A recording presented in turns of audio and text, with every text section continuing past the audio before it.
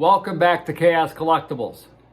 So as I brought up in my last video, I went to a John Bloomfield auction a couple weeks ago. I have received that figure, right? So I have, where's it at? Here it is.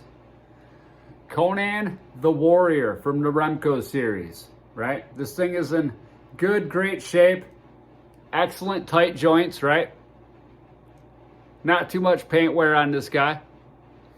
Now looks like this is a little chewed up here, no big deal, right? Missing the dagger in the sheath. Sword is in excellent condition. Very happy to have this thing.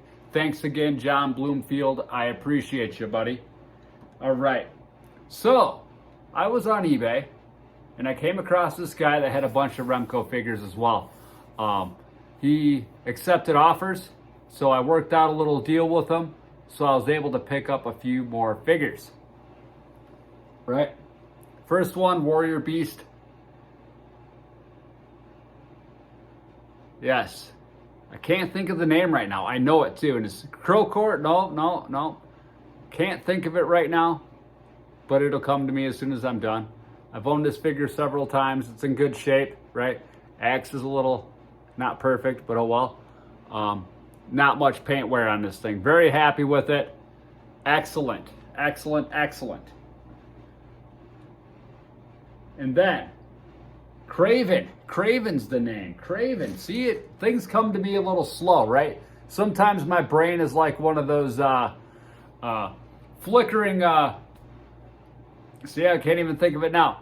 Those flickering lights, right, before they go out, the fluorescent bulbs, right? Sometimes it just kind of flickers and then boom, pops back on, and sometimes it just goes dead for a minute, right? You just never know what's going to happen, okay? So, with that being said, I got that from him.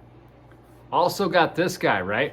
But if you notice, boom, original body, right? So between this one and the other one, I can have a complete Thoth Amon, fantastic shape. Really excited to get this. So, with that being said, my Conan collection is complete now, right?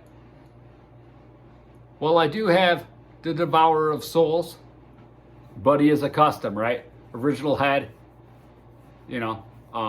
body is, custom Zolo figure. But either way, happy to have that collection complete. We'll see what happens. If I can come across one, maybe I'll pick it up. I'm not sure yet, right? One day at a time, people. So I also have an Arak figure, right? Missing the dagger. He still has this thing here. Looks like someone tried to repair it right there. I'm not sure what's going on with that, but it's not torn or anything. So, it looks like there may have been a tear in there, so then they ended up putting it back together. But either way, I'm happy with this guy. He's in great shape. Again, joints are tight, right? This is one of the things I always ask figures, or people who sell figures, and it's a pet peeve of mine, right? I always ask, does the figure have tight joints, right? And we'll get to that in just a minute, okay? We'll get to that in just a minute. Anyhow,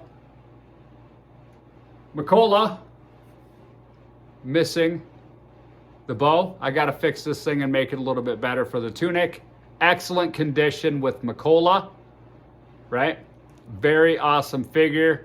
Glad to have this in my collection as well, right?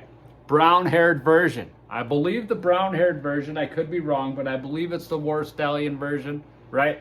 That came with the horse, right? Then I got this guy, Hercules, but it's the variant that does not have the yellow cuffs, right? It has the red with the offset color with it, right? Fantastic stuff. Lighter hair, didn't realize it, but this figure has a lighter hair than the other one does, right?